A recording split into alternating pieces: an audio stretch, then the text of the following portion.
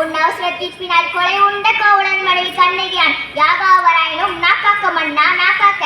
யார் கல்வன்? என் கணவனா கல்வன்? இல்லை இல்லை இல்லை, அது கோப்பெரும் தேவியான சிலம்பல்ல, கோவலன் தேவியராகி என்னுடைய சிலம்பை.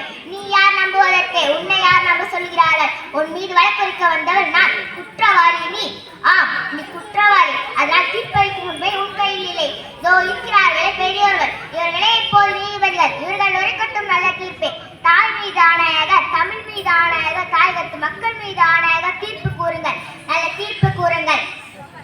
கோப்பெரும் தேவியான சிலம்பை கோவலன் தீர்னான் என்பது வழக்கு. அதற்காக மறந்த நடை, அது ஆராயாமல் தீர்ப்பே.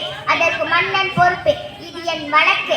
ஆதாரம்: மதுரை பாண்டியா, உன் மனைவி கோப்பெரும் தேவியான சிலம்பில் உள்ள முத்துக்களா மாணிக்கங்களா?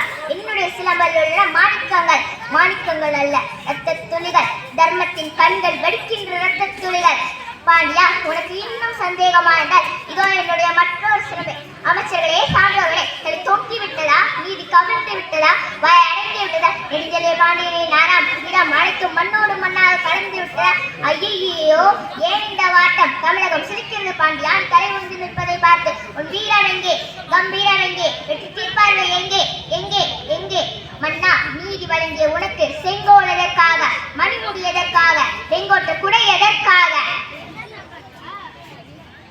அழு அழு அழு, என்னை காலமெல்லாம் பழவித்த காவலனை அழு, நன்றாக அழு. அழியட்டும் அழியட்டும், எல்லாம் அழியட்டும். அழியட்டும், தீ பரவட்டும், மதுரையே பற்றி எரியட்டும். என்னுள் உள்ள தீ மதுரை அழிக்கட்டும். நன்றி.